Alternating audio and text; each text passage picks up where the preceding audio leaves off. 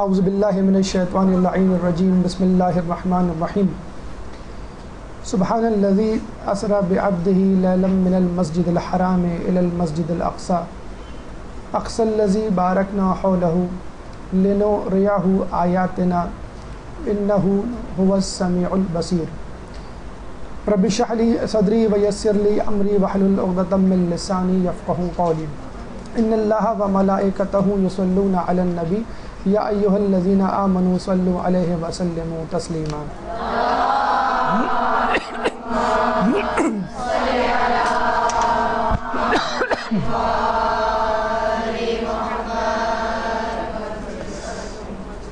رجب کی بابرکت ساعتیں اس وقت آہستہ آہستہ اپنے اختتام کی طرف رواں دواں ہیں۔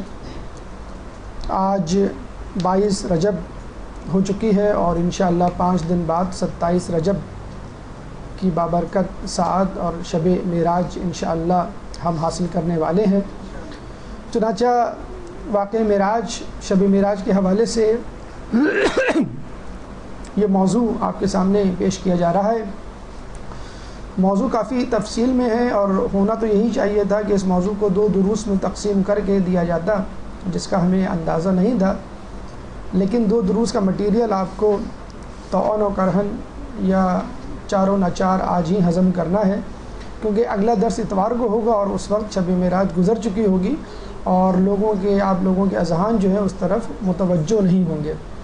تو تیزی سے گفتگو کرنے کی پیشگی معذرت ہم آپ سے کر لیتے ہیں اور کوشش کیجیے گا کہ اپنے قلم جو ہے وہ براق کی رفتار سے چلائیں، ورنہ جو ہے ہمیں اپنے قلم کی رفتار سے چلنے پر مجبور نہ کریں۔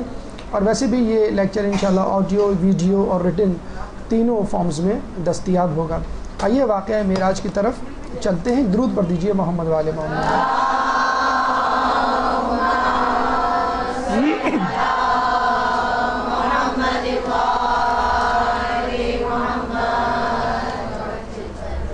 مراحل سخن جو اس موضوع کے حوالے سے انشاءاللہ آپ کے سامنے پیش کرنے ہیں۔ واقعہ معراج اختصار کے ساتھ کیا تھا، کس طرح شروع ہوا، کس طرح رواں دواں ہوا، کس طرح اختتام کو پہنچا، شواہد معراج یعنی ثبوت آیات قرآنی، روایات معصومین اور تواریخ کے واقعات سے، عقل اور معراج، عقل معراج کے واقعے پہ کیا رد عمل کا اظہار کرتی ہے اور اس کے شکوک و شبہات کو کس طرح دور کیا جا سکتا ہے، سائنس و معراج، سائنسی دور میں رہنے والے افراد کیا لاجکس پیش کرتے ہیں، اس کی مخالفت میں ہمارے پاس اس کے کیا جواب ہیں، خود انہی کے نظریات کی روشنی میں مقصد معراج حقیقت میں کیا تھا جس کو بھلا دیا گیا ہے، مشاہدات معراج یعنی رسول اللہ مختلف مناظر طے کرتے ہوئے، آیات خداوندی کو دیکھتے ہوئے کیا کیا خبریں عالم ملکوت کی ہمارے لیے لے کر آئے، ضیافت معراج اللہ تعالیٰ نے جو آنے کی دعوت دی تھی اس میں ایک ضیافت بھی تھی، اس میں کیا کھانا تھا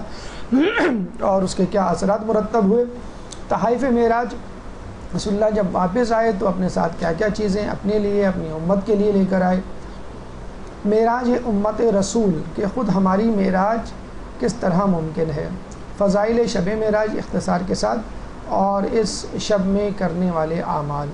آئیے ہم پہلے مرحلے یعنی واقع معراج کی طرف چلتے ہیں۔ درود پڑھ دیں محمد والے محمد۔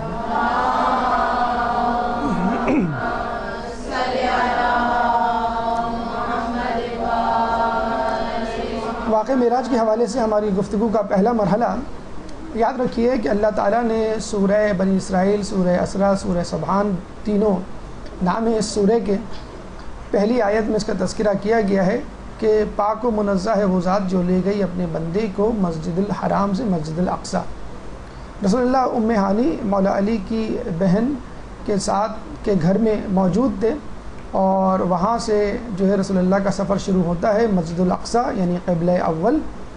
وہاں پر پیغمبروں کو نماز باجماعت پڑھوانے اور امامت کرنے کے بعد آپ آسمان کی طرف رخ کرتے ہیں، براق آپ کی سواری ہے، ہم سفر جبرائیل علیہ السلام ہے، اور اس کے بعد وہ 7ویں آسمان پر پہنچتے ہیں، ایک ایک آسمان سے ہوتے ہوئے سدرۃ المنتہا کہ جہاں پر جبرائیل کی انتہا ہے اور اس کے بعد رسول اور اس کی امت وہاں جا سکتی ہے، ملاء الاعلیٰ کہ وہ مقام کہ جہاں پر آج تک کوئی نہیں پہنچا، کہ وہ مقام کہ جہاں پر صرف خدا کی توجہ ہے، اس کے بعد جنت اور جہنم کے مشاہدات اور رسول اللہ کی واپسی.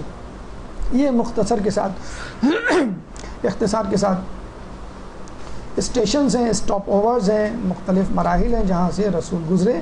اوپر کی تصویر جو ہے وہ مسجد اقصیٰ کی ہے اور نیچے کی جو تصویر ہے وہ خانہ کعبہ بیت الحرم یا مکۃ المکرمہ کی ہے. اوپر جو تصویر ہے وہ تصویر نہیں ہے جو عموماً بیت المقدس کے طور پہ، مسجد اقصیٰ کے طور پہ آپ کو ٹی وی، انٹرنیٹ، اخباروں میں نظر آتی ہے، جس کو ڈوم آف ماؤنٹین یا جسے کہتے ہیں ڈوم آف ٹیمپل کہا جاتا ہے. وہ ایک الگ گنبد ہے، گولڈن ٹیمپل جسے کہتے ہیں کہ ہے، مطلب گولڈ اس پہ چڑھا ہوا ہے اور وہ مسجد خضرا سے کچھ فاصلے پر ہے. اصل مسجد یہ ہے مسجد اقصیٰ، جو کہ سلیمان علیہ السلام نے تعمیر کی تھی اور رسول اللہ نے مسلمانوں کے ساتھ اس کو بطور قبلہ اول کے اس کی طرف رخ کر کے نماز پڑھی تھی ایک عرصے تک. اس کے بعد خانہ کعبہ آپ کا قبلہ ٹھہر گیا ہمیشہ کے لیے. شواہد معراج یعنی آیات قرآنی، روایت قرآنی اور تواریخ کے کون سے وہ اسباق ہیں، پہلو ہیں جہاں سے ہمیں اس شب معراج کے شواہد مل سکتے ہیں. سب سے پہلے قرآن کی آیت سورہ بنی اسرائیل کی آیت نمبر 1 جو ابھی سرنامہ کلام میں پڑھی گئی.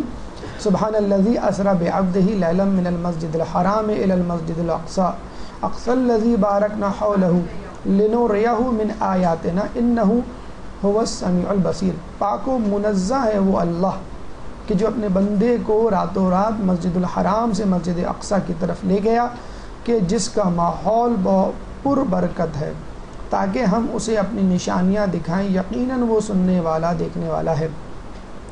اس میں ایک اہم بات جو ضرور تفکر ہے کرنے کی ہے، قابل توجہ ہے کہ اللہ تعالیٰ یوں تو قرآن میں رسول اللہ کو مختلف ناموں سے، القاب سے پکارتا ہے، یا ایھا المدثر، یا ایھا المزمل، یا سین، طٰہٰ وغیرہ وغیرہ. لیکن جب آپ کو دعوت دیتا ہے، ملنے کی بات کرتا ہے، تو عبد کہتا ہے، یعنی عبداللہ، اللہ کا بندہ. تو یاد رکھ لیجئے اللہ تعالیٰ نے جتنے بھی لوگوں کو زمین پر بسایا ہے، وہ انبیاء ہوں، ائمہ ہوں، اوصیاء ہوں، خلفاء ہوں، بادشاہ ہوں، مجتہدین ہوں، علماء ہوں، عالم ہوں، جاہل ہوں، سب کے سب اللہ کے بندے ہیں. اور جو اللہ کی بندگی یعنی اطاعت زیادہ کرے گا، اللہ تعالیٰ کا زیادہ قرب پائے گا. جو مالی حوالے سے، علمی حوالے سے، نسبی حوالے سے، نسل اور زبان کے حوالے سے جو درجات ہیں، ان کی اللہ کے نزدیک زیادہ اہمیت نہیں. اللہ کے نزدیک اہمیت بندگی اطاعت کی ہے. اسی لیے اللہ تعالیٰ عبداللہ، لفظ عبد کو زیادہ پسند کرتا ہے بنسبت کسی اور لفظ کے. یہی ایک انٹروڈکشن اور بہترین تعارف ہے انسان کا اس کائنات میں. اس سورہ کے حوالے سے ہم آپ کو بتا دیں کہ یہ سورہ ہر شب جمعہ پڑھنے والا موت سے پہلے ملاقات امام زمانہ سے مشرف ہوگا اور آپ کا یار و انصار کہلائے گا، یعنی جب ظہور ہوگا تو آپ کے ساتھ ہوگا. اچھا، اس میں لفظ اسرا استعمال ہوا ہے، سیر نہیں. تو یاد رکھ لیجئے عربی میں لفظ اسرا رات کی سیر کو کہتے ہیں اور دن کی سیر کے لیے لفظ سیر استعمال ہوتا ہے. تو لفظ اسرا کا مطلب ہے شب معراج جو ہے، معراج کا جو واقعہ ہے وہ شب معراج یعنی شب کے وقت ہوا، دن میں یا کسی اور وقت نہیں ہوا.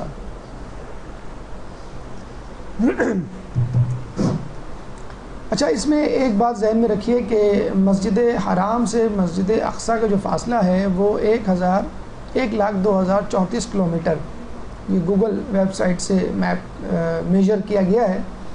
تو لوگوں کے لیے یہی قابل جسے کہتے اعتراض بات تھی اور حیران کن بات تھی کہ خود مسجد حرام سے مسجد اقصیٰ کا فاصلہ مہینوں کا فاصلہ ہے. اس زمانے میں اونٹ یا گھوڑے جو بھی استعمال ہوتے تھے، تیز ترین سواری کے ساتھ مسجد حرام سے مسجد اقصیٰ تک کا فاصلہ کم از کم 1 مہینے میں طے ہوتا تھا. تو فاصلہ زمین کے اندر ہی 1 مہینے کا ہے، تو پھر آسمان تک کا فاصلہ، پھر جنت دوزخ کی سیر، پھر واپس آنا، یہ کیسے ممکن ہے کہ چند منٹ، یعنی رسول اللہ کو کہتے ہیں کہ جب واپس آئے تو ان کا بستر گرم تھا، دروازے کی کنڈی ہل رہی تھی، مطلب چند منٹس کی بات تھی کہ وہ راتوں رات واپس آ گئے. تو یہ بھی لوگوں کے ذہنوں میں سوال اٹھتا ہے، انشاءاللہ اس سوال کا جواب، اشکال کا حل جو ہے وہ آگے آئے گا۔ ایک اور سورہ جو واقعہ معراج کی طرف اشارہ کرتی ہے اور واقعہ معراج کے دوران ہونے والے واقعات کی کسی حد تک ہمیں تفصیل بتاتی ہے، وہ ہے سورہ نجم آیت نمبر 5 سے لے کر 18۔ 1 سے لے کے 4 تک جو آیات ہیں وہ رسول اللہ کے ایک اور واقعے کی طرف نشاندہی کرتی ہیں کہ جس میں اللہ کے رسول نے تمام دروازے اصحاب رسول کے بند کروا دیے تھے جو مسجد نبوی میں کھلتے تھے، اور صرف علی کا دروازہ جو ہے وہ کھلے رکھنے کی اجازت دی تھی، اور جس کی تیسری اور چوتھی آیت ہے وما ينطق عن الهوى ان هو الا وحی یوحى، کہ وہ اپنے ہوائے نفس سے کچھ نہیں کہتے سوائے اس کے کہ جو ان کو وحی کی جائے۔ اور اس کے بعد 5ویں 6ٹھی آیت معراج کا واقعہ۔ تو دروازوں کے بند کروانے کی بات ہو یا معراج کے واقعات کی بات ہو، رسول اللہ اپنی زبان سے کچھ نہیں کہتے، جو کچھ دیکھا ہوتا ہے وہی بیان کرتے ہیں، جو اللہ کہلوانا چاہتا ہے وہی کہتے ہیں۔ تو سورہ نجم کی آیت اسے اس ہستی یعنی اللہ نے تعلیم دی ہے جو عظیم قدرت رکھتی ہے۔ رسول اللہ کو تعلیم کس نے دی؟ اللہ نے۔ وہی ذات جو حد سے زیادہ توانائی اور ہر چیز پر تسلط رکھتی ہے۔ تو ایک شے یعنی اللہ خالق کائنات ہر چیز پر تسلط رکھتا ہے تو وہ ہر چیز کر سکتا ہے، جبکہ وہ افق اعلیٰ پر تھا۔ یعنی معراج کے وقت کی بات ہو رہی ہے کہ جب اللہ کے رسول خدا سے ملاقات کے لیے گئے، پھر وہ نزدیک ہوا، پھر اور نزدیک ہوا، بتدریج اللہ ان کے قریب ہوا، یہاں تک کہ اس کا فاصلہ 2 کمان قاب قوسین کا لفظ استعمال ہوا ہے قرآن میں، یا اس سے بھی کچھ کم ہو گیا۔ جس کا انشاءاللہ تذکرہ تفصیل کے ساتھ آگے آئے گا کہ 2 کمان کا جو فاصلہ ہے، اللہ تعالیٰ کا جو وجود ہے اس کا قریب ہونا، اس کا کیا مطلب ہے؟ یہاں پر مادی حوالے سے قریب ہونا نہیں ہے، بلکہ معنوی اعتبار سے اللہ کا قریب ہونا ہے۔ جیسے ہم نماز میں کہتے ہیں قربتاً اللہ، تو اس کا مطلب یہ نہیں کہ ہم اللہ سے جسمانی طور پہ قریب ہو رہے ہیں، نہیں، اللہ سے معنوی روحانی طور پہ قریب ہو رہے ہیں۔ اس کے بعد کی جو آیت ہے آیت نمبر 10، یہاں خدا نے وحی کرنی تھی اپنے بندے کو وحی کی، یعنی جو اللہ تعالیٰ اپنے بندے کو بتانا چاہ رہا تھا، جس مقصد کے لیے بلایا تھا وہ بتلا دیا، اور اس کے دل نے جو کچھ دیکھا اس میں ہرگز جھوٹ نہیں بولا۔ یعنی اللہ کے رسول نے اپنی دل کی آنکھوں سے، دل کے کانوں سے جو کچھ دیکھا سنا بس وہی بیان کر دیا۔ معراج پر جو کچھ ہوا وہ بتلا دیا، اس سے زیادہ نہیں بتلایا۔ کیا تم اس سے اس چیز کے بارے میں جو اس نے دیکھا ہے مجادلہ کرتے ہو؟ پھر کفار مکہ کی سرزنش تنبیہ کی جا رہی ہے کہ جو کچھ رسول نے دیکھا ہے وہی تم کو بتلا رہے ہیں، اس سے زیادہ نہیں، چنانچہ ان سے لڑائی جھگڑا نہ کرو۔ تو یہ وہ اللہ تعالیٰ کی طرف سے تصدیق ہے، اپروول ہے، ایک سند ہے جو قرآن کی آیات کا، قرآن کا حصہ بن چکا ہے کہ اللہ کے رسول معراج پر گئے تھے، اللہ سے ملاقات کی تھی، اللہ کی آیات کی جسے کہتے ہیں کہ انہوں نے سیر کی تھی، اور واپس آ کے بس انہوں نے وہی بتلایا جو دیکھا، نہ زیادہ نہ کم۔ پھر 13ویں آیت کے بعد سے جبرائیل علیہ السلام کا تذکرہ ہے کہ اور دوبارہ اس جبرائیل کا مشاہدہ کیا۔ جبرائیل علیہ السلام پہلی مرتبہ جبل نور پر غار حرا میں وحی دینے کے لیے جب آئے تھے، پہلی مرتبہ اس وقت دیکھا تھا رسول نے، اور اس وقت وہ اپنی اصلی شکل میں تھے۔ کہتے ہیں کہ وہ اتنے بڑے، اتنے عظیم تھے کہ جب انہوں نے اپنے پر پھیلائے تو پورا آسمان اس کے پیچھے چھپ گیا تھا، اور یہ دیکھ کر رسول اللہ پہ غشی طاری ہو گئی تھی۔ سدرۃ المنتہا کے نزدیک دوسری مرتبہ جبرائیل کو سدرۃ المنتہا، ایک درخت کہ جس کے بعد جبرائیل کی لمٹس ختم ہو جاتی ہیں، وہاں دیکھا کہ جہاں جنت الماوا ہے۔ اب جیسے ہم دیکھتے ہیں کہ کراچی میں بہت سارے علاقے ہیں، ہر علاقہ جو ہے وہ مختلف ہے اسٹیٹس وائز، اس طرح جنت میں بھی درجات ہیں، تو جنت کی بھی اقسام ہیں، متقی، پرہیزگار، مخلصین کے اعتبار سے۔ جو بہترین جنت ہے جہاں پہ خدا کے مخلصین بہترین لوگ رہیں گے وہ ہے جنت الماوا، وہ سدرۃ المنتہا کے بعد ہے۔ اس وقت جب کہ ایک چیز خیرہ کرنے والے نور نے سدرۃ المنتہا کو ڈھانپ رکھا تھا، نہ تو اس کی آنکھ نے انحراف کیا اور نہ ہی سرکشی کی۔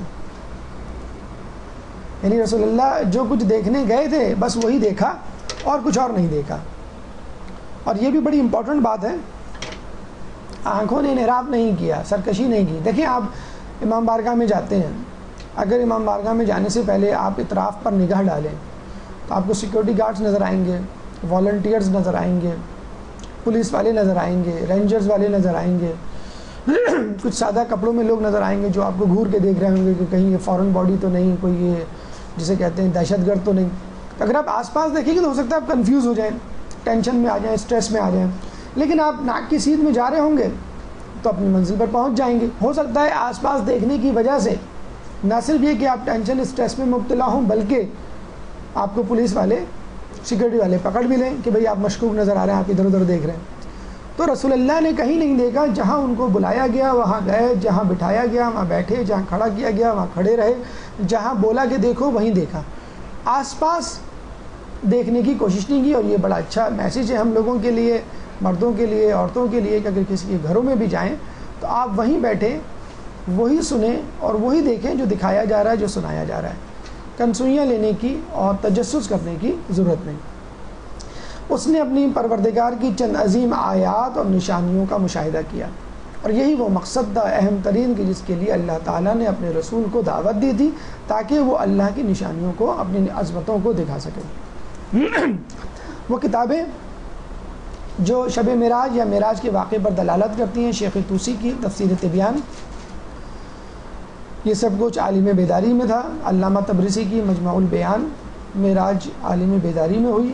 علامہ مجلسی کی بہار الانوار، معراج پر شیعہ سنی احادیث کا اتفاق ہے وہ کہتے ہیں، اور وہ یہ بھی کہتے ہیں کہ اگر احادیث جمع کی جائیں معراج کی تو پوری ایک کتاب بن سکتی ہے. اور ماشاءاللہ آیت اللہ دست غیب نے کتاب معراج لکھ بھی ڈالی. آپ میں سے جو لوگ معراج کی تفصیل پڑھنا چاہیں اور لطف اندوز ہونا چاہیں عالم ملاکوت میں جو رسول اللہ نے دیکھا تھا، تو یہ کتاب ضرور پڑھیں. کتاب 4 حصوں پر مشتمل ہے.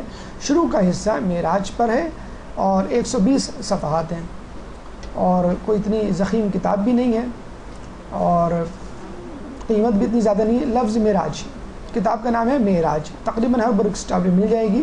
لیکن اگر آپ اس کتاب کو لے کر پڑھیں تفصیل سے، حرف بہ حرف، لفظ بہ لفظ، سطر بہ سطر، صفحہ بہ صفحہ، یقین کریں آپ کو ایک ایسے عالم کی سیر کروائی جائے گی کہ جس کے بعد آپ کا دل اس دنیا میں نہیں لگے گا.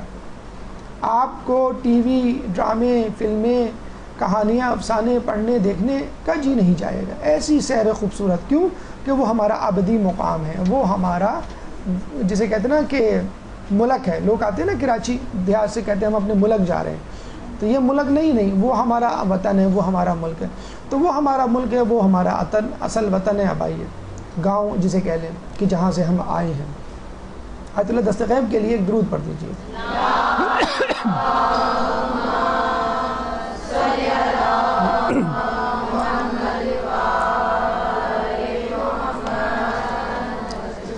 اس کے علاوہ اہل سنت کے ایک عالم منصور علی ناصف جامع ازہر کے عالم ہیں پڑھے ہوئے، معراج پر بھی انہوں نے کتاب لکھی ہے، انہوں نے بھی التاج کے نام سے. فخر الدین رازی اہل سنت کے بہت بڑے مفسر محدث، انہوں نے کتاب صحاح ستہ سے کتاب احادیث جمع کر کے اس بات کی تصدیق کی ہے کہ رسول اللہ کی معراج جسمانی تھی، روحانی نہیں. اس کے علاوہ شیخ عبدالعزیز بن عبداللہ بن بمباس سعودی عرب کے بہت مشہور عالم کے پوتے، معراج اخبار سے متواتر سے ثابت ہے. وہ کہتے ہیں کہ معراج اخبار متواتر، حدیث متواتر سے ثابت ہے کہ جس میں کوئی شک نہیں.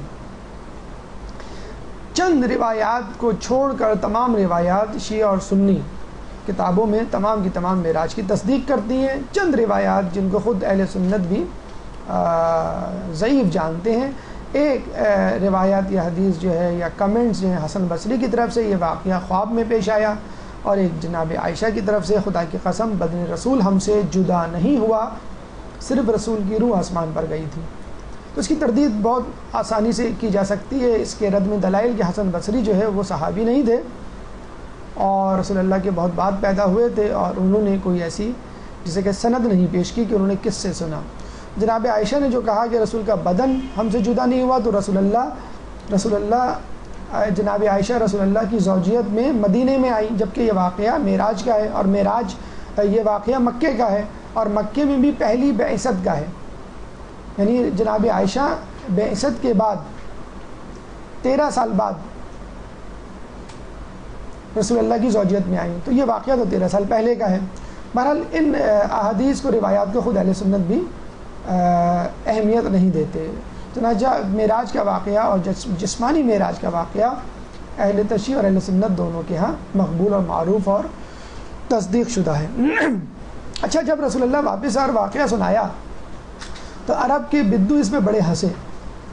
اب بجائے اس کے کہ وہ یہ پوچھتے کہ آسمان میں تم نے کیا دیکھا، جہنم میں، جنت میں، خدا ملائکہ سے ملاقات کیسی رہی، انہوں نے یہ پوچھا کہ تم جو مسجد حرام سے مسجد اقصیٰ گئے ہو اس سفر میں تم نے کیا دیکھا. اب ظاہر بات ہے دنیا والے تھے، مکے والے تھے، تو وہی بات بیان کریں گے جہاں جو ان کو سمجھ میں آتی ہے، وہی سفری حالات پوچھیں گے جن سفر سے وہ گزرتے رہتے ہیں. تو رسول اللہ نے بتایا کہ راستے میں نے دیکھا ایک قافلہ ہے جس کا اونٹ گم ہو گیا ہے، اور قافلے والوں کا ایک پیالہ تھا جس میں پانی تھا، پانی زمین پر گرا ہوا تھا. اور جب وہ قافلہ واپس آیا تو واقعی انہوں نے تصدیق کی کہ ہمارا ایک اونٹ گم ہو گیا تھا اور اس کے ساتھ ایک پیالہ تھا جس میں پانی تھا اور وہ گر گیا تھا. یہ دونوں چیزیں ہم نے دیکھی اور رسول اللہ نے ان کے آنے سے پہلے بتا دیا. کچھ تھوڑی بہت جو انٹلیکچوئلز تھے انہوں نے کہا کہ اچھا یہ بتاؤ مسجد اقصیٰ کے کتنے ستون ہیں، اس میں کتنی قندیلیں ہیں. تو رسول اللہ، اب ظاہر سی بات ہے آپ قائد اعظم کے مزار جائیں اور واپسی میں کوئی پوچھے قائد اعظم کے مزار میں کتنے بلب لگے ہوئے ہیں، اب کوئی بلب گننے تو نہیں گئے تھے آپ. قائد اعظم کے مزار میں کتنے ستون ہیں، ستون تو گننے نہیں گئے تھے آپ. تو بڑا جسے کہتے ہیں کہ احمقانہ سوال تھا، لیکن بہرحال سوال کا جواب دینا تھا. اسی وقت اللہ تعالیٰ نے رسول اللہ کے سامنے مسجد اقصیٰ کو سامنے لا کے کھڑا کر دیا اور رسول اللہ نے ستون اور قندیلیں گن کر بتا دی.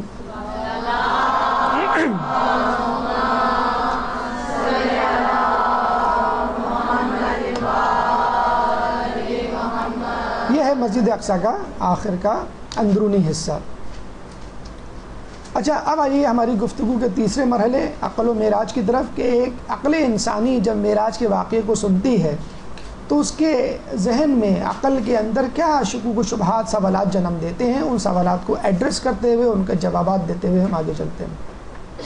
تھوڑی سی مشکل بحث ہے، فلسفے کی بحث ہے، لیکن چونکہ ہم کو موضوع کو تھوڑا سا جامع کرنا ہے، ہر شخص کی اپنی پسند اور اپروچ ہوتی ہے کسی چیز کو، مسئلے کو سمجھنے کے لیے.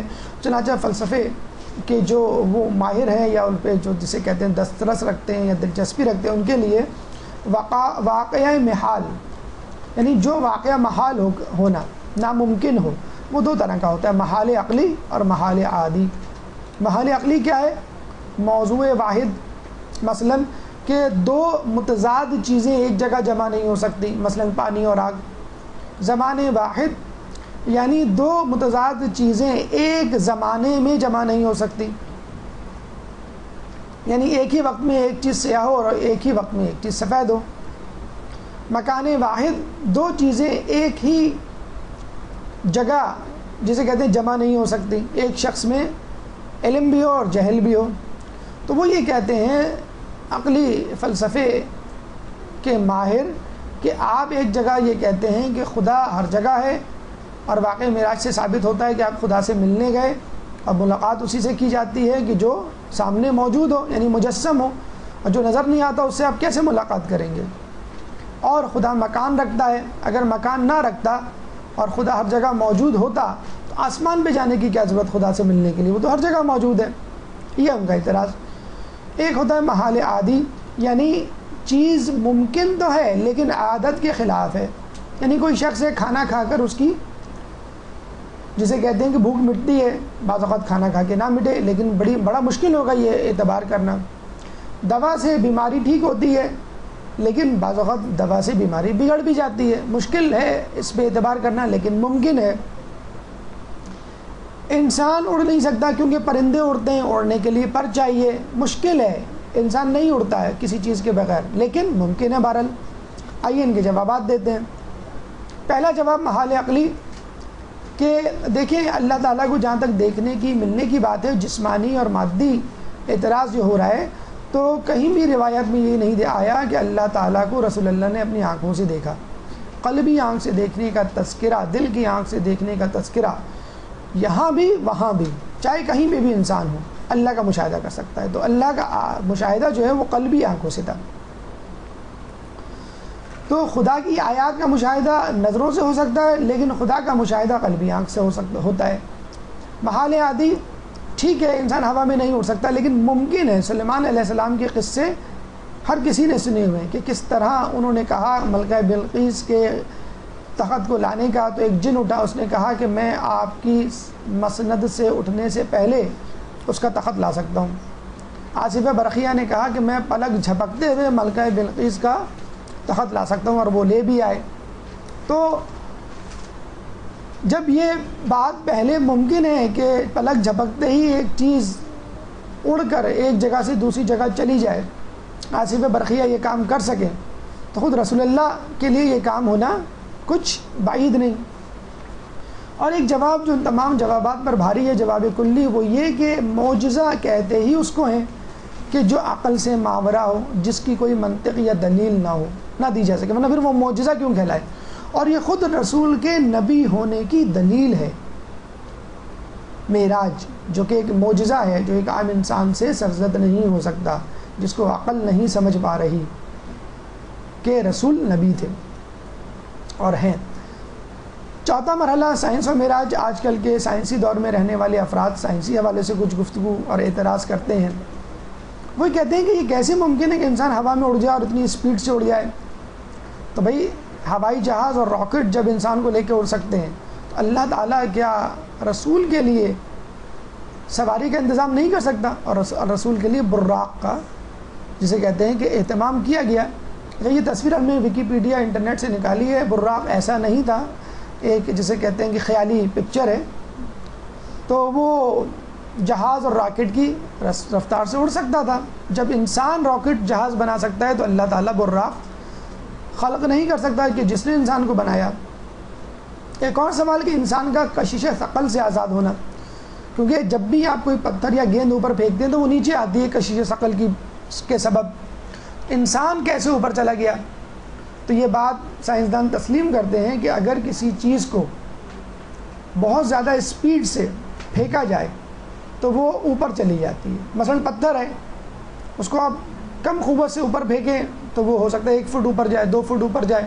زیادہ قوت سے اوپر پھینکیں تو ہو سکتا ہے وہ 1 منزلہ، 2 منزلہ، 5 منزلہ عمارت کی چھت تک پہنچ جائے۔ اور اگر اس سے بھی زیادہ اسپیڈ سے پھینکا جائے تو ہو سکتا ہے وہ چاند اور آسمان تک پہنچ جائے۔ اصل جو محرک ہے، سبب ہے، وہ قوت ہے۔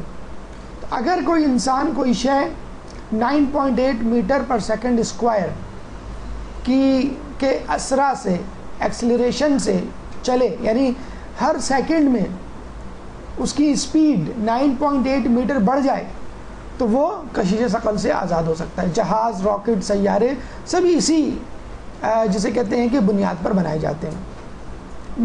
مزید تفصیل سنیے کہ کم وقت میں رسول اللہ نے اتنی مسافت کیسے طے کر لی۔ مطلب مسجد اقصیٰ تک جانے کا جو ٹائم پیریڈ ہے وہ 1 مہینہ ہے، تیز ترین سواری کے ساتھ۔ وہاں سے آسمان، پھر پہلے آسمان سے لے کے 7ویں آسمان، پھر سدرۃ المنتہا، پھر عالم ملاء الاعلیٰ، پھر عالم ملاکوت کی جنت دوزخ، پھر واپس آنا چند منٹ، چند ساتھ میں کیسے ممکن ہوا؟ سنیے، پچھلی صدی میں آئنسٹائن نے نظریہ اضافیت، تھیوری آف ریلیٹیوٹی پیش کی، اور اس کا خلاصہ یہ تھا کہ کوئی چیز مطلق نہیں ہے بلکہ اضافی ہے۔ مثلا وقت، حرکت۔ مثلا آپ کو میں کہوں کیا ٹائم ہوا ہے، آپ کہیں 12:30، تو میں کہوں جی نہیں، وقت جو ہے وہ 10:30 ہوا ہے، عراق میں اس وقت 10:30 بج رہے ہیں، تو آپ کہیں کہ ہاں مختلف وقت جگہوں پہ ٹائم مختلف ہوتا ہے۔ اسی طرح آپ 12:30 بجے کراچی سے نکلیں، 2 گھنٹے کی فلائٹ ہے عراق کی، بغداد ایئرپورٹ پہ پہنچے تو پتہ چلا کہ وہاں پہ کیا ٹائم ہو رہا ہے، 12:30۔ اس کا مطلب آپ کا ٹائم ہی نہیں خرچ ہوا بغداد پہنچنے تک۔ اس لیے نہیں خرچ ہوا کہ بغداد جو ہے وہ 2 گھنٹہ پیچھے ہے۔ اس طرح اس کو یہ بھی لے لیں کہ جب آپ ایک سیارے سے دوسرے سیارے پر جاتے ہیں تو دوسرا سیارہ ہو سکتا ہے آپ سے زیادہ اسپیڈ سے گھوم رہا ہو، آپ کا دن 24 گھنٹے کا ہے اور اس کا دن جو ہے وہ کم گھنٹے کا ہو، یا ایک سیارہ آپ سے زیادہ سست رفتاری سے گھوم رہا ہو تو آپ کا دن 24 گھنٹے کا ہے، اس کا دن ہو سکتا ہے 100 گھنٹے کا ہو۔ آپ نے سنا ہوگا کہ قیامت کا ایک دن دنیا کے 50,000 سالوں کے برابر ہے۔ Theory of relativity, time dilation theory of relativity کی ایک جسے کہتے ہیں کہ جزیات ہے، ٹائم ڈائلیشن تھیوری کے مطابق اگر دو افراد دو مختلف رفتار سے سفر کریں تو دونوں کے لیے وقت مختلف ہوگا. بس دیکھیں نا، اگر میں جسے کہتے ہیں کہ زمین پر ہوں اور زمین کی اسپیڈ سے چل رہا ہوں اور ایک شخص مریخ پر ہے، وہ مریخ کی اسپیڈ سے چلے گا، تو میرے لیے ٹائم الگ ہوگا، اس کے لیے ٹائم الگ ہوگا. اسی لیے رسول اللہ جب معراج پر گئے تو آسمان الگ اسپیڈ سے گھوم رہا ہے، دنیا الگ اسپیڈ سے گھوم رہی ہے. تو رسول اللہ سب کچھ دیکھ کر بھی آ گئے اور ٹائم بھی نہ گزرا. اب تو UFO اڑن تشتری کے بارے میں کہا جاتا ہے کہ کچھ لوگوں نے اڑن تشتری کو دیکھا اور وہ اس میں گئے، واپس آئے تو ان کے سر کے بال سفید ہو چکے تھے، حالانکہ وہ چند گھنٹے رہے. تو ہو سکتا ہے وہ کسی ایسی عالم میں پہنچ گئی ہو اڑن تشتری کہ جہاں پر وقت بڑی تیزی سے گزر رہا ہو. اسی طرح یہ بھی کہا جاتا ہے کہ اتنے بڑے سفر میں بغیر کسی ایندھن کے کیسے جانا ممکن ہے. آج کل کہا جاتا ہے کہ امریکہ کی ڈائریکٹ فلائٹ بڑی مشکل سے ملتی ہے، دبئی کا اور مختلف ایئرپورٹس کا اسٹاپ اوور ہوتا ہے جہاں پہ فیول بھرایا جاتا ہے. تو یہ اتنی دور بغیر کسی ایندھن اضافی کے کیسے پہنچ گئے؟ ابھی پچھلے دنوں BBC ویب سائٹ پہ ایک بہت بڑی خبر چھپی تھی اور یہ کہا گیا تھا کہ اگر اس دریافت میں سائنسدانوں کو کامیابی ہو گئی تو اس صدی کی بلکہ اب تک کی سائنس کی سب سے بڑی دریافت ہوگی وہ میٹر اینٹی میٹر تھیوری. سائنسدانوں کے مطابق مادہ اور ضد مادہ اس کائنات میں موجود ہیں. مادہ ہم اور ہمارے اطراف کی چیزیں، ضد مادہ یعنی ان تمام چیزوں کی ضد. جب مادہ ضد مادہ ملتے ہیں پلس مائنس کی طرح تو فنا ہو جاتی ہے اور انرجی پروڈیوس ہوتی ہے، اور اتنی ٹریمنڈس اماؤنٹ کی انرجی ہے کہ جس کے سامنے پیٹرول، گیس، بجلی کچھ بھی نہیں. تو سائنسدانوں سے پوچھا گیا کہ اس ایجاد کی کیا اہمیت ہے؟ انہوں نے کہا کہ اتنی اہمیت ہے کہ جب اینٹی میٹر ہمارے قبضے میں آ جائے گا، اب تک اینٹی میٹر قبضے میں نہیں آیا ہے، ابھی جو ایمسٹرڈم میں جو تجربہ ہوا تھا چند سیکنڈ کے لیے اینٹی میٹر ان کے قبضے میں آیا تھا اور وہ ہاتھ سے نکل گیا. اس پر وہ خوش ہوئے تھے کہ چیخیں نکل گئی تھی سائنسدانوں کی کہ ہم نے کیا کنٹرول کر لیا. اینٹی میٹر شیطان اینٹی میٹر ہے، اس کو کنٹرول کر لیں. نفس امارہ اینٹی میٹر ہے، اس کو کنٹرول کر لیں تو ایسی انرجی انشاءاللہ پروڈیوس ہوگی کہ آپ ملاء الاعلیٰ جنت الفردوس میں جسے کہتے ہیں پہنچ جائیں گے.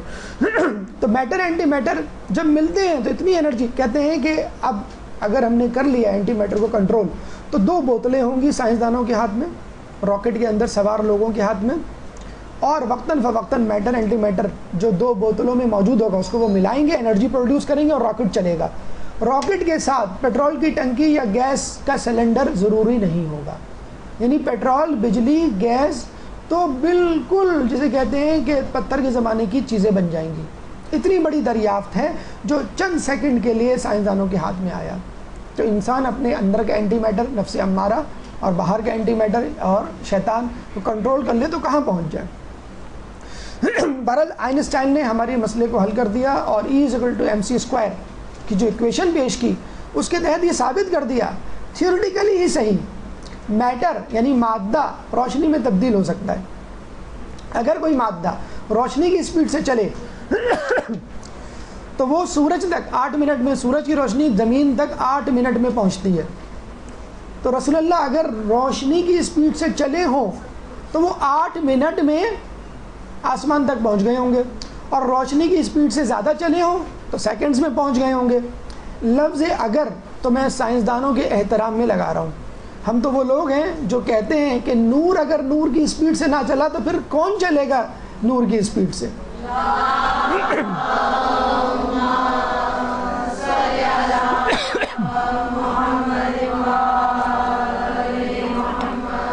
مقصد معراج کیا ہے؟ امام سے جب پوچھا گیا امام نے بہت مختصر بہت اچھا جواب دیا. کیا جواب دیا؟ خدا ہرگز کوئی مکان نہیں رکھتا اور نہ اس پر کوئی زمانہ گزرتا ہے، لیکن وہ چاہتا تھا کہ کسی نے پوچھا خدا کو دیکھنے گئے تھے تو کیا خدا کو دیکھا؟ خدا تو نظر نہیں آتا. امام نے فرمایا کیوں گئے تھے؟ فرشتوں اور آسمان کے باسیوں کو اپنے پیغمبر کی تشریف آوری سے عزت بخشنے اور انہیں آپ کی زیارت کا شرف عطا کرنے. دیکھیں رسول شرف دے رہے ہیں، عزت دے رہے ہیں کس کو؟ ملائکہ کو. خدا را اپنی حیثیت کو سمجھیں. ہم ملائکہ سے افضل ہیں، ملائکہ ہماری دید کو ترستے ہیں، اس جیسے بن جائیے کہ جس سے ملائکہ آپ کی دید کو ترسیں، نہ کہ آپ پہ رحم کھائیں، نیز آپ کو اپنی عظمت کے عجائبات دکھائے تاکہ آپ واپسی پر آ کے لوگوں سے بیان کریں۔ تو خود اللہ سے ملنا مقصود نہیں تھا، اللہ تو ان کے ساتھ تھا ہر وقت، جسے کہتے ہیں کہ ان کے سامنے اللہ کے عجائبات، جنت، دوزخ، عالم ملکوت، اور فرشتے جو ضد کر رہے تھے کہ ہمیں رسول سے ملنا ہے، ہمیں رسول کو دکھائیں، سب فرشتوں کو اللہ تعالیٰ زمین پہ کیسے لے کے آتا؟ ورنہ ہم بھی دعویٰ کر دیتے کہ ہم بھی رسول کے برابر ہیں، یا رسول ہم جیسے، نعوذ باللہ۔ تو رسول کو وہاں لے کر گیا کہ میں تم کو رسول کی جسے کہ دید کروا دوں۔ اب آئیے مشاہدات معراج جو ہمارے لیے بہت اہمیت رکھتے ہیں، یہ وہ سوال ہے جو اعرابیوں کو، بدوؤں کو پوچھنا چاہیے تھا کہ آپ نے کیا کیا دیکھا، وہ نہیں پوچھا اور باقی تمام چیزیں پوچھ لیں۔ ان کا IQ لیول یہی تھا نا کہ وہ اونٹ کی مثال سمجھتے، پانی کی مثال سمجھتے، قندیل اور ستون کی۔ دیکھیں رسول اللہ جسے کہتے ہیں جب واپس آئے تو لوگوں نے کیا پوچھا؟ اونٹ، پانی، قندیل، ستون۔ اور جب مولا علی ممبر پہ بیٹھ کے پوچھتے تھے سلونی سلونی قبل ان تفقدونی، تو کیا پوچھتے تھے؟ میری بھیڑ گم ہو گئی، میری بکری گم ہو گئی، یہ کہاں ہے، میرے سر پہ بال کتنے ہیں؟ یہ وہی اسٹوپڈ کوسچنز ہیں جو رسول اللہ سے کی۔ رسول اللہ تڑپ رہے تھے کہ میں معراج کے مشاہدات بتلاؤں، کوئی ہے سمجھنے والا؟ اور رسول اللہ نے تھکار کے کہا علی کو بلاؤ، کیونکہ رسول کے IQ کے لیول کا بندہ اس وقت علی تھا۔ علی سے بیٹھ کے باتیں کی، علی میں نے یہ دیکھا، علی میں نے وہ دیکھا، تمہارے لیے میں یہ لایا، اپنے لیے یہ لایا، بی بی کے لیے یہ لایا، بندوں کے لیے یہ لایا، امت کے لیے یہ لایا۔ اور وہ لوگ ہیں اونٹ اور پانی اور قندیل اور ستون کی باتیں کر رہے ہیں۔ تو خدا را رسول کا IQ لیول سمجھیے اور اس شخص کا IQ لیول سمجھیے جو رسول کی بات سمجھتا تھا۔ اب آئیے رسول کے مشاہدات، رسول نے کیا دیکھا اور ہمارے لیے اس میں کیا اسباق ہیں۔ سب سے پہلے مسجد اقصی میں 44,400 انبیاء کا اجتماع ہوا، حضرت جبرائیل نے اذان دی، رسول نے امامت کی۔ جبرائیل سے ازرائے تفنن، تکلفاً ہم سمجھتے ہیں کہا ہوگا کہ آپ امامت کیجئے۔ رسول کو معلوم تھا کہ لوگ میری دید کو ترس رہے ہیں اور یہ ایک فرشتہ، یہ کیسے، لیکن پھر بھی بتلانا چاہ رہے تھے کہ یہ کیوں نہیں امامت کروا رہا۔ جبرائیل کا جواب سنیے، خدا کی توحید، رسول کی رسالت، علی کی ولایت پر ہم سے اقرار لیا گیا ہے، میں آپ سے سبقت کیسے کر لوں؟ اب ہمیں یہاں پر امام زمانہ کی امامت یاد آ رہی ہے کہ جن کے پیچھے عیسیٰ علیہ السلام مقتدی کے طور پر کھڑے ہو کر نماز ادا کریں گے۔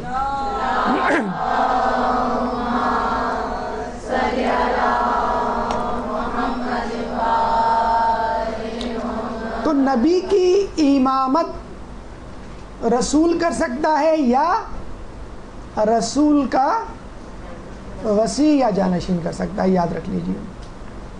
ملائکہ نے استقبال کیا، ہاتھوں میں تھالیاں دیں، ہدیے، نچھاور۔ آپ لوگ تو ماشاءاللہ خواتین ہیں، مہندی اور میلاد میں آپ دیکھتے ہوں گے کس طرح لوگ تھالیاں لاتے ہیں اور پھول نچھاور کرتے ہیں۔ آپ کو نیاز ملے نہ ملے، ایک پھول نچھاور ہو جائے، پتی نچھاور ہو جائے، آپ اپنے آپ کو عالمی ملکوت میں سمجھتے ہیں کہ جیسے میں کتنی بڑی شخصیت ہوں، بہت بڑا اعزاز ہے۔ اور اگر ہم رسول پر کچھ نچھاور کرنا چاہیں تو کیا کر سکتے ہیں؟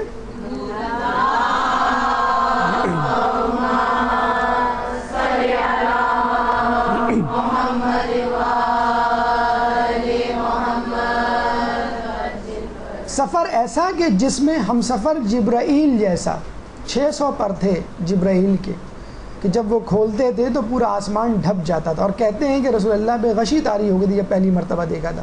یہ حقیقت ہے، انسان کوئی ایسی چیز دیکھ لے، ہم تو خیر دیکھ ہی نہیں سکتے، رسول اللہ نے پھر بھی دیکھ لیا، جو برداشت نہ کر سکے تو اس پہ اسی طرح کی کیفیت طاری ہوتی ہے۔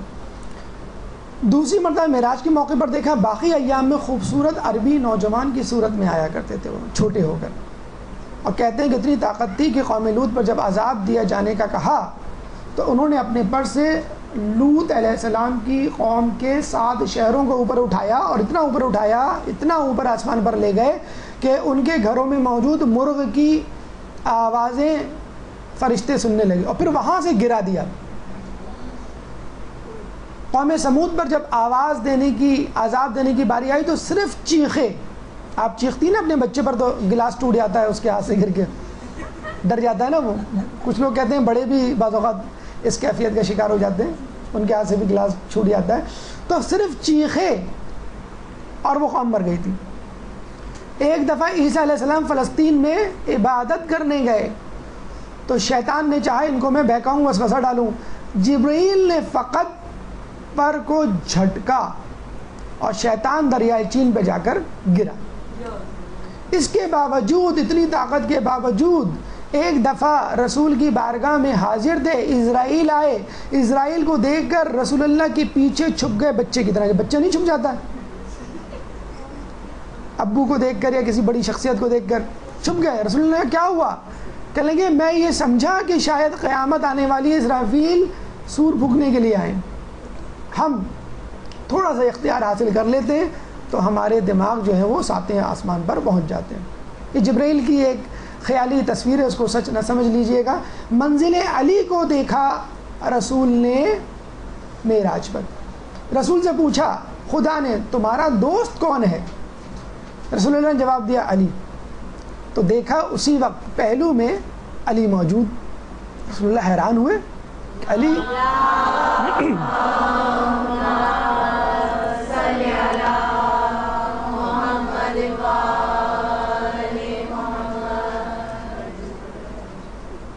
خدا نے جب کلام کرنا چاہا تو علی کے لہجے میں. لیکن یہ بات یاد رکھ لیجئے، معراج علی کو نہیں ہوئی تھی. اللہ تعالیٰ نے ایک فرشتے کو علی کی شبیہ بنا کر رکھ دیا تھا. کہتے ہیں اس فرشتے کی زیارت کے لیے روزانہ 70,000 ملائکہ آتے ہیں، اور ثواب کس کو جاتا ہے؟ ہم لوگوں کو، علی کے چاہنے والوں کو.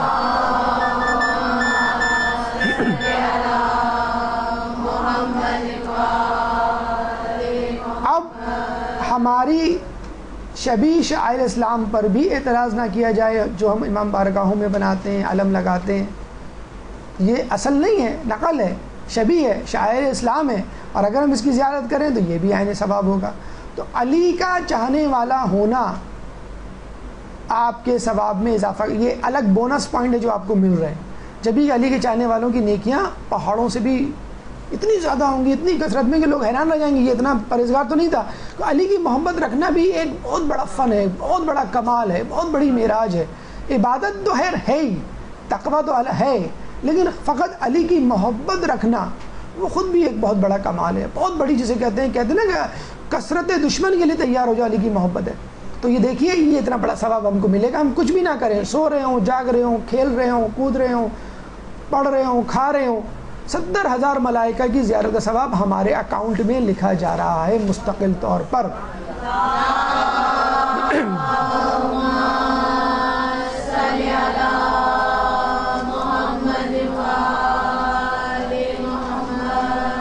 حسان بن ثابت نے شعر کہتے ہیں کہ رسول اللہ کو اپنے دوش مبارک پر قدرت کے دست قدرت کے آثار محسوس ہوئے. یعنی اللہ کا ہاتھ نہیں تھا، کہتے تو ہیں ید اللہ، لیکن حقیقت میں اللہ کا ہاتھ نہیں ہوتا، لیکن محسوس ایسا ہوا کہ جس نے جیسے ہاتھ رکھ دیا ہو اور اللہ کے حضور میں دے. تو ایک ٹھنڈ سی محسوس ہوئی ان کو اپنے جسم میں دوش مبارک پر. تو حسان بن ثابت کہتے ہیں علی کی فضیلت میں وعلی واضح اقدامہ فی محل وضع اللہ یدہ، کہ علی کی عظمت کا کیا کہنا کہ علی نے اپنے قدموں کو ان دوش مبارک میں رکھا کہ جس دوش مبارک میں اللہ کے ہاتھ تھے. اور علی وہ ہیں کہ جس نے اپنے قدموں کو اس مقام پر رکھا جہاں پر دست خدا رکھا. تو یہ علی کی منزلت جو وہ دیکھ کر آئے تھے. پھر اللہ نے پوچھا تمہارا جانشین کون ہے؟ تم نے کیا سوچا؟ رسول اللہ کہہ سکتے تھے علی. دیکھیں آپ وما ينطق عن الهوى ان هو الا وحی یوحی کی تفسیر وہاں بھی چل رہی ہے، جاری ہے. رسول نے کہا جو آپ منتخب کرے. اچھا کہہ دیتے تو پوری دنیا میں چرچا ہو جاتا، بات کا بتنگڑ بن جاتا کہ خدا نے تو بنایا، سفارش تو آپ نے کی نہیں کی سفارش. ہاں دوست رکھتا ہوں میں، بہرحال وہ اس قابل ہے کہ میں دوست رکھوں. اب جانشین بنے نہ بنے، جانشین بنانا آپ کا کام ہے. مقرر معین کرنا اللہ کا. اللہ نے کہا کہ علی کو جانشین بناؤ. کہتے ہیں غدیر خم میں جبرائیل نے اس طرح کہا. آپ کو یاد ہے خدا کا وہ وعدہ، وہ اعلان جو آپ سے معراج کی رات کیا تھا؟ بعثت سے پہلے اللہ کے رسول کو ان کا جانشین کے نام بتلا دیا تھا. غدیر کے خم میں نہیں بتلایا تھا، بہت پہلے بتلا دیا تھا.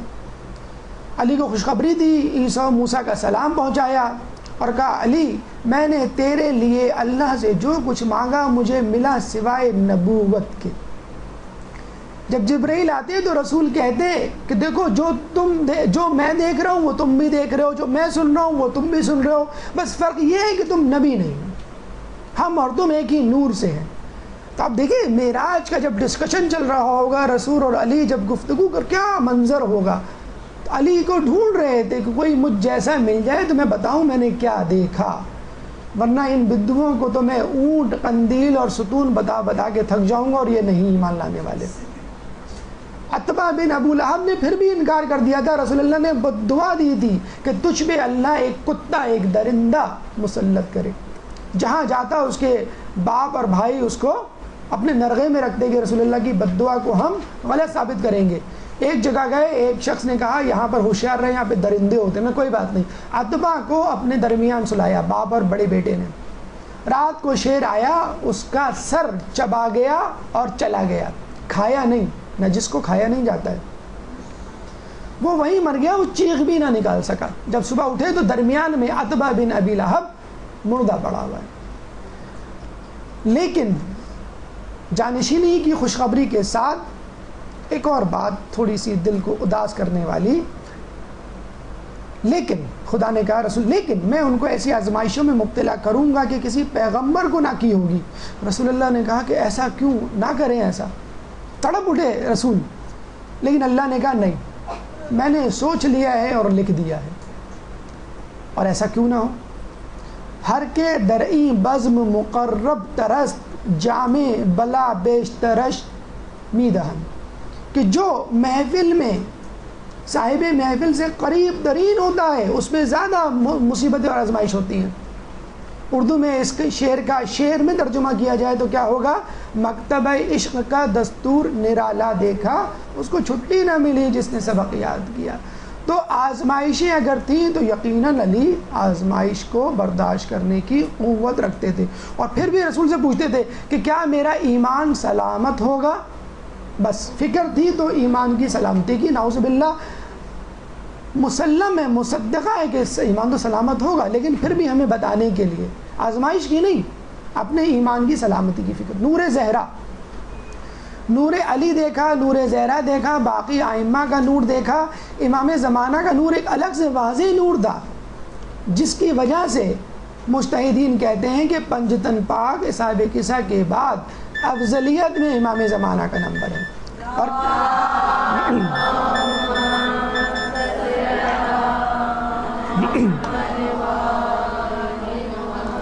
کہتے ہیں حضرت آدم علیہ السلام نے جنت میں قصر بی بی سیدہ دیکھا تو بی بی کو وہاں پر بیٹھا ہوا دیکھا، سر پہ تاج، گلے میں ہار اور کانوں میں بندے. اللہ تعالیٰ نے ان کو بتلایا یہ سر پہ تاج ہے وہ رسول اللہ ہیں، گلے میں جو ہار ہے وہ مولا علی ہیں، اور کانوں میں جو 2 بندے ہیں وہ حسن و حسین ہیں. تو یہ بی بی کی جسے کہتے ہیں کہ منزلت وقت نور خدا.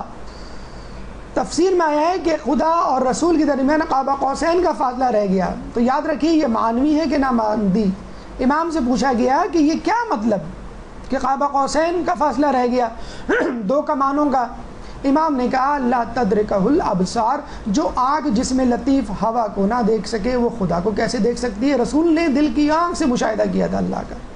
تیسری آنکھ جسے کہتے ہیں، ظاہری آنکھ خدا کو نہیں دیکھ سکتی لیکن دل ایمان کے حقائق کے ذریعے اسے دیکھ سکتا ہے. امام علی نہج البلاغہ میں فرما چکے ہیں. تو اللہ کا نظارہ دل کی آنکھ سے کیا جاتا ہے، نہ کہ چہرے کی آنکھوں سے. پھر کچھ مردوں کو دیکھا، مردوں نہیں ہے یہ مردوں ہیں. کچھ لوگ بہرحال کہتے ہیں کی بات ہے، جن کے پیٹ بڑھے ہوئے تھے، پتہ چلا کہ یہ سود خور تھے، سود کھاتے تھے. کچھ لوگ لذیذ کھانے چھوڑ کر بدبودار کھانے کھا رہے تھے. پتہ چلا کہ یہ وہ لوگ ہیں جو اپنی بیویاں حلال چیزوں کو چھوڑ کر نامحرمات حرام چیزوں کی طرف رغبت کرتے تھے. کچھ لوگ تھے جن کے سروں کو پتھر سے کوٹا جا رہا تھا. پتہ چلا کہ یہ وہ لوگ ہیں جو عشاء کی نماز سے غافل تھے. کچھ لوگوں پر آگ کا حملہ ہوتا تھا کہ آگ اوپر سے آتی تھی نیچے سے نکل جاتی تھی. کون لوگ ہیں؟ یہ وہ جو مال یتیم کھاتے تھے. کچھ لوگوں کے بدن کا گوشت کاٹا جاتا پھر ان کو خود منہ میں ڈال کر کھلایا جاتا. کون لوگ تھے؟ جو چغل خوری طعنہ زنی کیا کرتے تھے. اب آئیے عورتوں کی بھی رودات سن لیجئے. کچھ عورتوں کو آگ میں سر کے ذریعے لٹکایا گیا. کون؟ بے حجاب عورتیں جو اپنے بالوں کا حجاب نہیں کرتی تھیں. کچھ لوگوں کو عورتوں کو زبان کے ذریعے لٹکایا گیا. کیوں؟ کہ وہ بد اخلاق تھیں. کہتے ہیں جو شوہر اپنی بد اخلاق بیوی پہ صبر کرے وہ صبر ایوب کے مرتبے پر ہوگا. اسی طرح عورت کے لیے بھی ہے جو بد اخلاق شوہر پہ صبر کرے وہ جناب آسیہ کے مرتبے پہ ہوگی. تو بد اخلاق بیویوں کا یہ انجام ہوگا. کچھ عورتوں کے ہاتھ پیر بندھے ہوئے تھے. کون؟ جو لاپرواہ تھیں طہارت نجاست اور نماز. ہم طہارت نجاست کے مسائل سے کتنے لاپرواہ ہوتے ہیں. کچھ عورتیں جن کے سر خنزیر کے کان گدھے کی طرح. کون؟ جو چغل خور اور جھوٹی فتنہ پھیلانے والی. بہت مل جائیں گی آپ کو. گوشت کا جسے کہتے ہیں گوشت کاٹا جا رہا تھا آگ کی قینچیوں سے کچھ عورتوں کا اور ان کو کھلوایا جا رہا تھا. کیوں؟ یہ نامحرموں کے لیے بناؤ سنگار کرتی تھی. اب آپ پوچھیں گے یہ کیسے ہو سکتا ہے عورت نامحرموں کے لیے؟ آپ خود دیکھ لیجئے. ایک عورت گھر میں ہو تو میک اپ نہیں کرتی. جب گھر سے نکلتی ہے تو میک اپ کرتی ہے. گھر میں ہوتی ہے تو عام سا لباس پہنتی ہے. گھر سے باہر جاتی ہے تو خوشنما لباس پہنتی ہے. ایک میاں بیوی جا رہے تھے, بے پردہ بیوی, لپسٹک لگی ہوئی ہے. راستے میں ایک شخص رکا, کہنے لگا کہ آپ نے میری پسند کے کلر کی لپسٹک لگائی ہوئی ہے. شوہر بڑا غصہ ہوا. کہنے لگے اس میں غصہ کرنے کی کیا بات, اگر تمہارے لیے لگائی ہوتی تو گھر پہ لگاتی. بہرحال کتے کی مانند کچھ جسے کہتے ہیں کہ عورتیں ہوں گی ان پہ آگ کا حملہ ہو رہا. موسیقار, گلوکار, یہ جو موسیقی میں ملوث افراد یا خواتین, اور یہ قیامت کی نشانیوں میں سے بھی ہے, امام کے ظہور کی نشانیوں میں سے کہ گانے والیوں کی کثرت. اچھا کچھ لوگ کہتے ہیں کہ سر یہ تمام باتیں بتاتے ہوئے تھوڑا سا سنتے ہوئے عجیب سا وامٹنگ نوزیا سا ہوتا ہے, ضروری ہے کہ یہ سب باتیں بتائی جائیں. اب تو ماشاءاللہ ہمارے دروس جو ہیں وہ یوٹیوب اور انٹرنیشنل چینلز پہ بھی جاتے ہیں. تو یو کے سے ایک خبر آئی ہے, وہاں پہ خاتون نے کہا کہ یہ آپ لوگ چوہے, بلی, سانپ, چھپکلی, اس کی خبریں, یہ کاکروچز یہ کیوں دکھاتے ہیں؟ اب یہ نہ دکھائے نا, عجیب سا لگتا ہے. آپ لوگ ہیری پوٹر کی مووی دیکھ لیتے ہیں جس میں عجیب و غریب جانور دکھائے گئے, جس میں میجک دکھایا گیا ہے. U S Harry Potter magic academy بن گئی ہے. اب امریکہ میں جادو سکھا رہی ہے. وہ آپ سیکھ رہے ہیں 20ویں صدی میں کمپیوٹر ایج میں. ایک آسٹریلیا کا چینل ہے جس میں کیڑے مکوڑے, کاکروچ, کچھوے کھاتے ہوئے دکھایا جاتا ہے. لوگ دیکھ رہے ہیں. انڈیا کے چینلز پہ بھی اب آگے آئی ہے.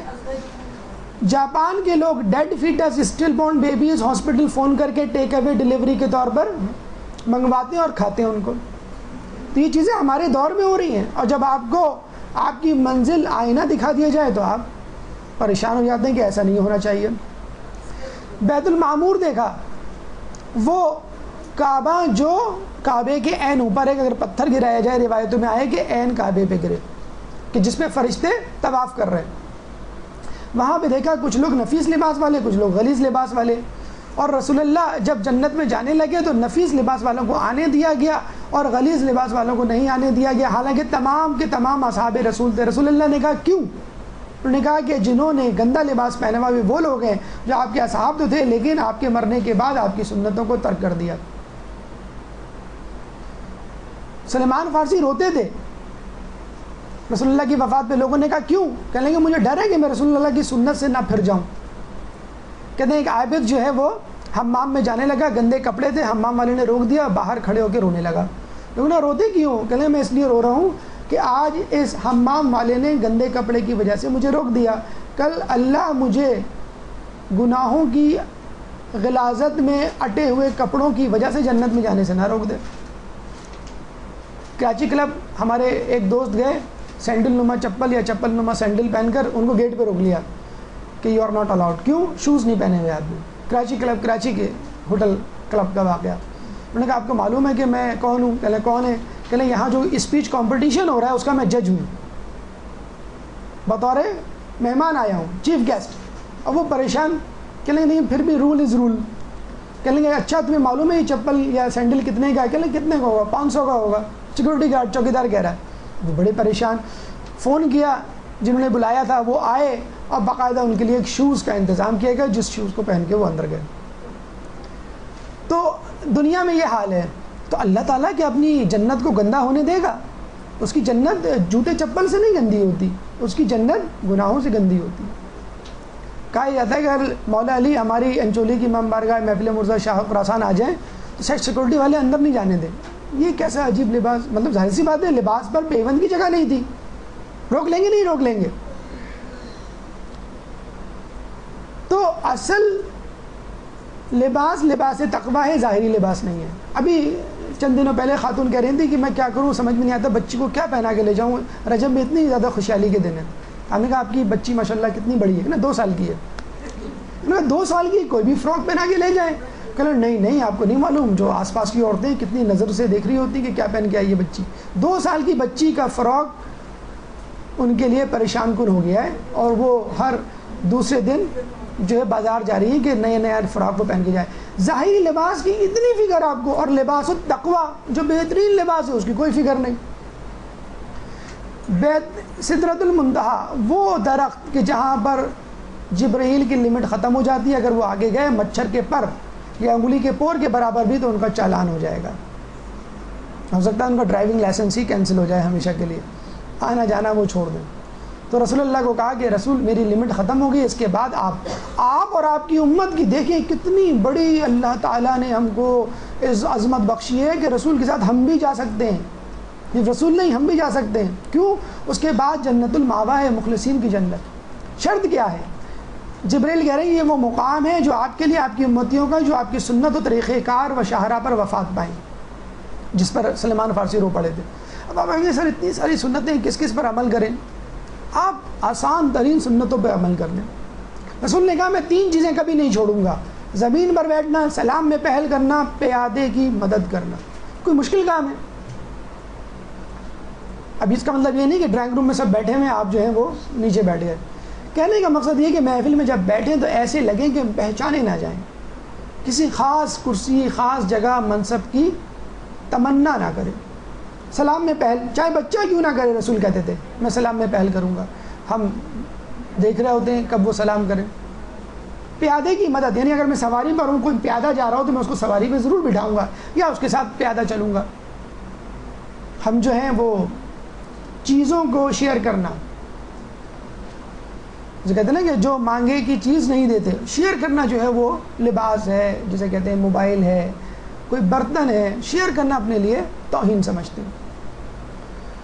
دنیاوی فائدہ اس سدرۃ المنتہا کا کیا ہے؟ کہتے ہیں کہ اس کے گرد اگر کوئی شخص 100 سال تک چکر لگائے تو بھی پورا نہ ہو.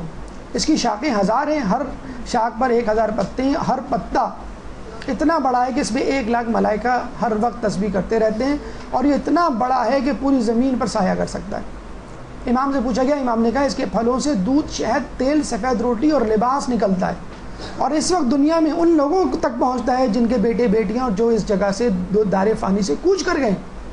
ایک شخص کی عیادت کے لیے گئے تھے ہمارے چھٹے امام, تو دیکھا کہ وہ رو رہا ہے, پریشان ہے.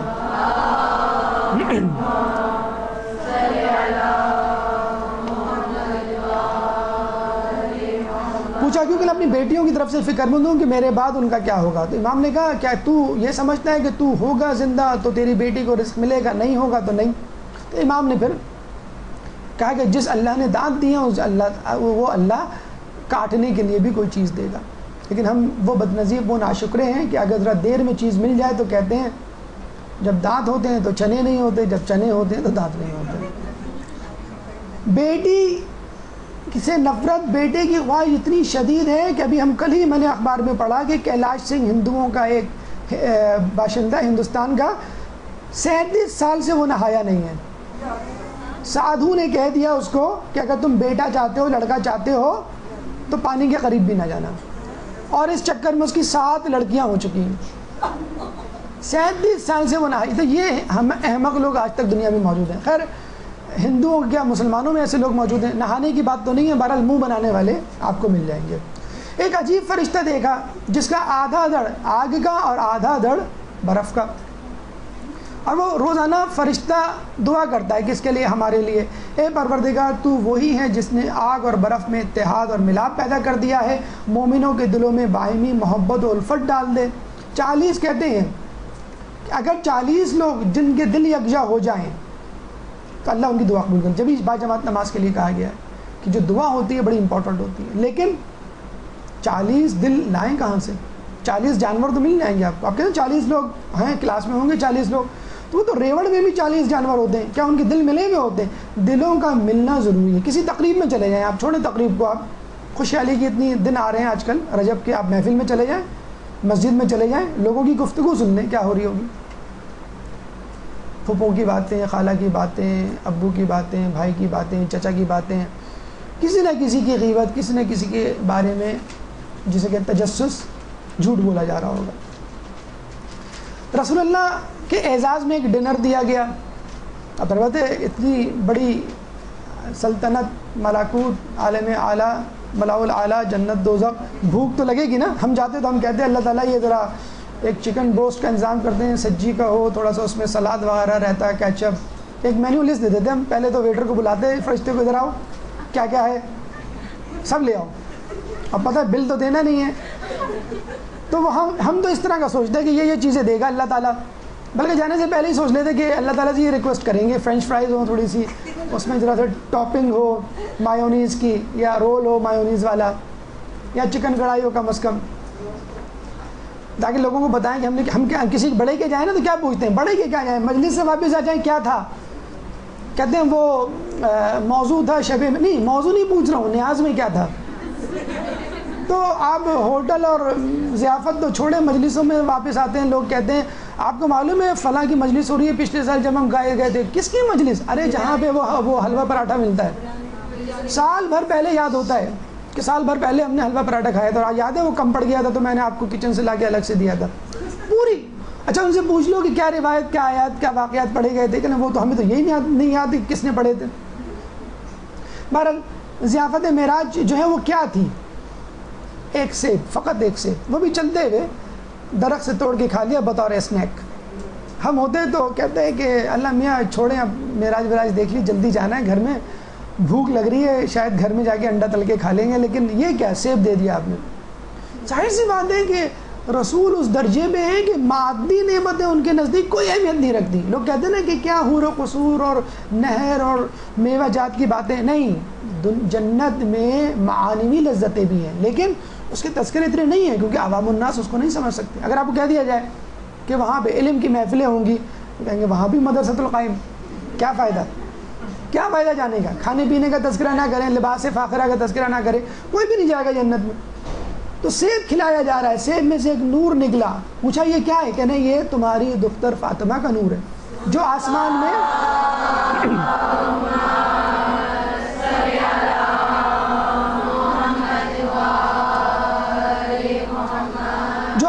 میں منصورہ اور دنیا میں فاطمہ کے نام سے مشہور ہے، اور روز محشر ختم جہنم سے آزادی دلوائے گی اپنی شیعوں کو۔ پورا خاندان اہل بیت مصروف ہے ہم کو جہنم کی آگ سے چھڑوانے کے لیے، اور ہم اپنے پورے خاندان کے ساتھ مصروف ہیں جہنم میں کودنے کے لیے۔ ٹی وی کے آگے پورا خاندان بیٹھا ہوتا ہے، پورا خاندان اہل بیت سوچ رہا ہے کہ میں کیسے آزاد دلواؤں۔ یہاں پورا خاندان سوچ رہا ہے کہ کون سی مووی دیکھیں، کون سا چینل لگائیں، کس چینل میں زیادہ گناہ ملیں گے، کس چینل کو دیکھنے کی وجہ سے ہم کو آگ میں زیادہ جلنا پڑے گا۔ اچھا کوئی آپ کا عزیز امریکہ سے آ جائے تو فوراً دل میں خیال آتا ہے اچھا میرے لیے لیپ ٹاپ لائے ہوں گے، اچھا میرے لیے گھڑی لائے ہوں گے، اچھا میرے لیے موبائل لائے ہوں گے، آتا ہے نا۔ اور وہ کس سے ملیں گے؟ خالق کائنات سے، جس نے جنت بنائی، کائنات بنائی۔ اب دل میں تو آئے گا رسول اللہ کیا تحفہ لائے، خود اپنے لیے کیا لائے، ہمارے لیے کیا لائے۔ دیکھیں رسول اللہ اپنے لیے کیا لائے۔ رسول اللہ نے کہا کہ اللہ تو پیغمبروں کو تحفے دیتا ہے، مجھے بھی دے۔ اللہ نے کہا تو پڑھ لا حول ولا قوت الا باللہ، کوئی زور و طاقت نہیں جب تک اللہ نہ دے۔ تم پڑھو اللہم لا ملجا ملک الا علیک، کسی کے لیے نجات کا ذریعہ نہیں سوائے تیری طرف سے۔ اللہم ان ظلمی لا یغنی، پوری دعا ہے اے میرے معبود، کتاب معراج میں صفحہ نمبر 99 میں مل جائے گی۔ دیکھیں یہ بالکل فوٹو کاپی ورژن یا بالکل وہی تشبیہ وہی واقعہ لگ رہا ہے جب بی بی گئی تھی کہ کوئی خادم خادمہ دے دیں، رسول نے تسبیح فاطمہ دے دی. تو ان لوگوں کے لیے یہی تحفہ ہوتا ہے.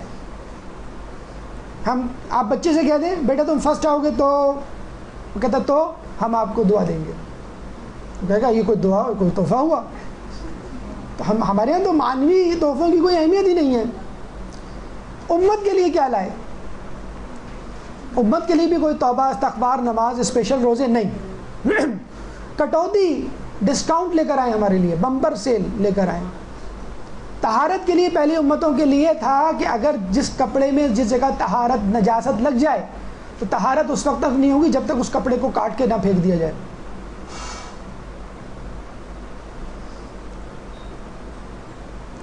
نماز کہتے ہیں پہلے زمانے میں 50 نمازیں تھیں، اب رسول اللہ نے 5 کروا دی. خیر قربانی بیت المقدس جا کر جب تک نہ کی جائے اس وقت تک قربانی نہیں ہوگی. 3000 کا بکرا لیا، 3 لاکھ کا آپ کا ٹکٹ. آپ کو بتائیں آپ کتنا خرچہ تھا اس زمانے میں. عبادت صرف مسجد میں ہوتی تھی قبول، ویسے نہیں. تیمم تو تھا ہی نہیں ہمارے لیے رخصت. گناہ گار کی پیشانی پر لکھا ہوا آ جاتا تو نے آج یہ کیا ہے. ہماری پیشانی پر اگر لکھا آ جاتا تو ہر شخص کی پیشانی پہ پٹی بندھی ہوتی، اس پہ لکھا ہوتا یا حسین. لوگوں کو یہ کہتے ہیں ہمیں یہ پٹی یہ بینڈ پسند ہے خراسان سے لیا اور یا حسین مظلوم، بڑی خوبصورت سی پٹی لگا لیتے اور یہ پٹی کھولتے تو پتہ چلتا کہ آپ نے اس کو چھپانے کے لیے. ہر گناہ تو ہمارے اتنے ہیں کہ عورت کیا مرد بھی پردہ کر رہے ہوتے، پورا جسم ٹیٹو سے بھر جاتا. کوئی ظاہر بات ہے وہ پیشانی پہ جگہ کہاں رہتی، پھر چہرہ پھر بدن. اور گھر پہ لکھا ہوا آ جاتا ہے، جیسے پولیو کے ٹیکے لوگ لگانے آتے ہیں نا تو لکھ کے چلے جاتے ہیں ناٹ اویلیبل ناٹ پریزنٹ وغیرہ. تو گھروں پہ پیشانی پہ آپ مجھے بتائیں کیا عزت رہ جاتی ہوگی لوگوں کی. اور ہمیں کہا گیا تم جتنی وہ کر لو گناہ لوگوں کو پتہ نہیں چلتا. 7 گھنٹے تک تو فرشتے کو پتہ نہیں چلتا آپ کے. 7 گھنٹے کے اندر آپ توبہ کر لیں فرشتے کو بھی نہیں پتہ.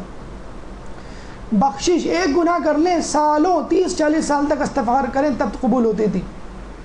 اور ہم 30-40 سال تک گناہ کریں اور ایک مرتبہ استغفار کریں قبول. آپ مجھے بتائیے رسول اپنے لیے ذکر و اذکار لے کے آئے، علی کے لیے آزمائش لے کر آئے، ہمارے لیے سہولتیں ہمیں سہولت میں رکھا اور اپنے اور اہل بیت کو آزمائش میں. یہ ہے اہل بیت کی عظمت. معراج رسول کہتے ہیں فقط رسول اللہ کی ذات تھی جس کو معراج ہوئی. جبرائیل علیہ السلام اللہ تعالیٰ نے کہا کہ تم قیامت کے دن میرے بندوں کے درمیان رحمت الہی کو تقسیم کرو گے. جبرائیل نے مبارکباد دی کہ آپ کو ایسا امتیازی وصف ملا ہے جو کسی پیغمبر کو نہیں ملا. اور ابو القاسم اللہ نے پکار کے ان کو کہا.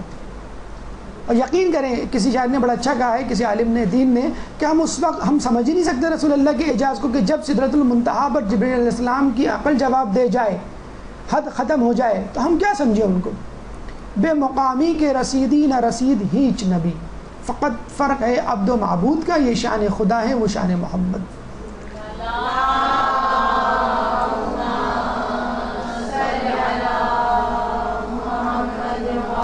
لیکن کچھ لوگ ابھی بھی یہ سمجھتے ہیں کہ رسول کو ہوئی تو ہمیں بھی ہو سکتی ہے. ایک عابد جاہل کے پاس شیطان گیا، کہنے لگا کہ تیری عبادت قبول ہو گئی ہے، تو چل تجھے معراج کے لیے بلایا اللہ نے. وہ باہر نکل آیا خوشی خوشی، سامنے گدھا کھڑا ہوا تھا، اس پہ لے کے اس کو پتہ نہیں کہاں لے گیا. دوسرے دن ایک عالم کے پاس گیا، کہنے لگا تیری بھی عبادت قبول ہو گئی ہے اور تیرے لیے براق کھڑا ہوا ہے.